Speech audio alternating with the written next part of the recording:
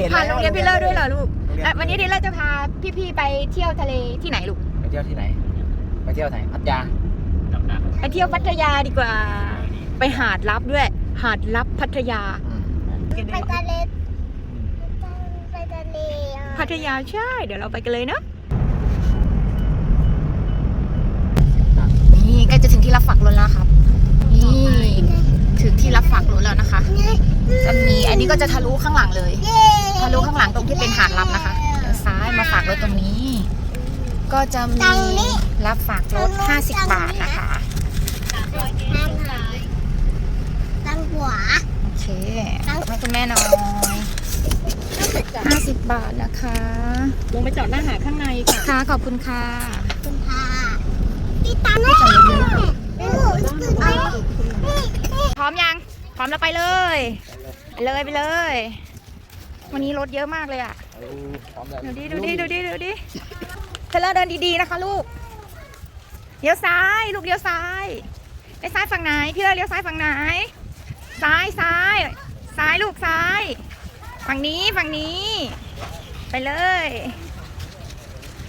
มาเลยคุณแม่จะพามาเร็วโอเคมีกุ้งด้วยอันนี้เป็นเรือประมงชาวบ้านสดมากเลยว้าวเทเลไม่หยิบหมวกเทเลลงมาเลยเหรอหมวกลูกอะลูกลืมหมวกหรือเปล่า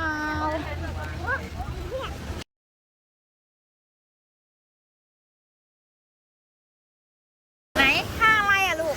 ท่าอะไรคือท่าอะไรอันนี้คือท่าอะไรครับว้าวอู้ไม้ทะเลมาแล้วว้าวไหนท่าอะไรอันจิมทำเหมือนพี่เทเลอร์ดิทำเหมือนพี่เทเลอร์สิคือได้ท่าอะไรลูกอันนี้ท่าอะไรว้าวเลอถังเทเลอร์ถัง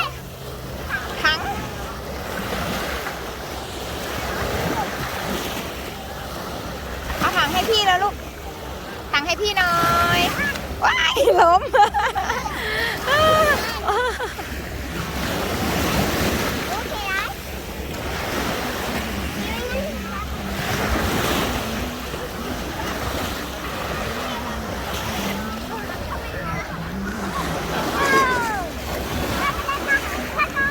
ไหน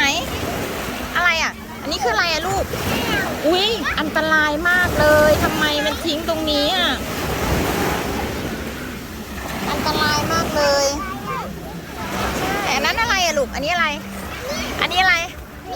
หอยใช่หอยไหมลูกเปลือกหอยดูเล่นจนมือเหี่ยวหมดเลยดูมือสิว้าวในตัวดำปีเลยเล่นตัวดำปีเลยครับนี่เล่นกับพี่นี่ลูกหอยอะไรลูกหอยขาว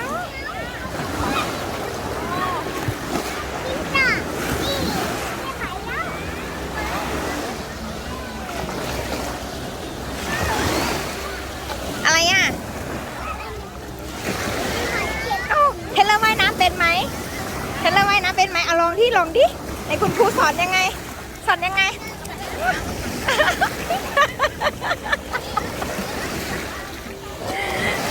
คุณครูให้ตีขายังไงลูกครูให้ตีขายังไงตีขายังไง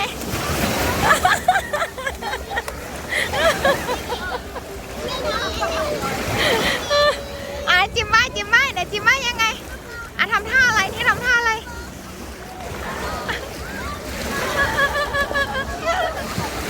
ระวังหินนะลูกตรงนี้หนูไปเล่นตรงโน้นนะไม่ใช่หินฮะไหนได้จิ้มเพื่อนอะไร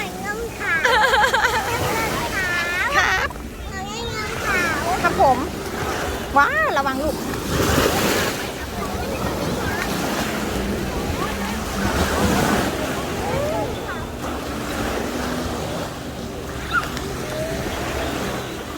นู่นเอารถขนดินเหรออันนี้รถขนดินเปล่นี่รถขนดินใครอะลูกรถขนดินพี่เทเลอร์เหรอไหนคุณแม่ดูสิไหน ว้าวเอาตักดินทรายตักดินใส่ช่วยกันนี่ตักดินทรายอ่ะช่วยกันเอาดินใส่ว้าวโอ้ดำเลยดำอ๋อมันต้องมีตัวนี้ด้วยเหรอลูกอ๋อนี่เหรออ๋อว้าว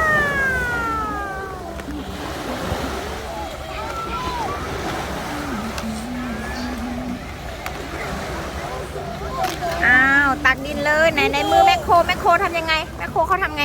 ตักดินโอ้ตักใส่ให้เต็มเลยนี่ไปเลยดำดูว้าว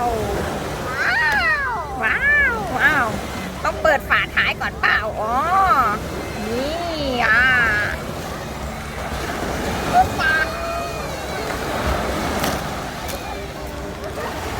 เฮ้ยทำดีๆลูกเดี๋ยวมันโดนลูกตา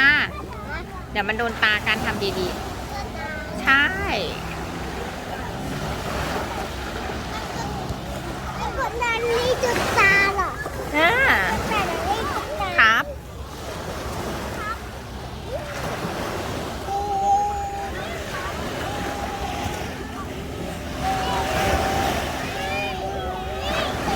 อะไรคะลูกอ๋อให้พี่เล่นด้วยหน่อยพี่เทเลอร์เทเลอร์ไปเล่นน้ำปะโอเคไปเทเลอร์กับน้องจิมไปเล่นน้ำกันนู่นทางนู้นก็มีลูกแล้วตักน้ำเหรอลูกไหนว้าว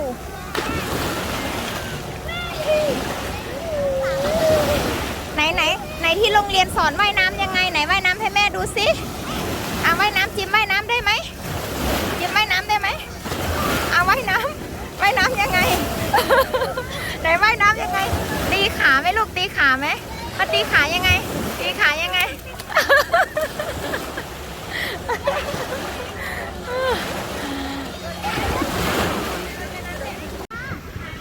เล่นทำอะไรมาเล่นน้ำทะเลสนุกไหมวันนี้สนุกปะฮะเล่นน้ำทะเลสนุกเปล่า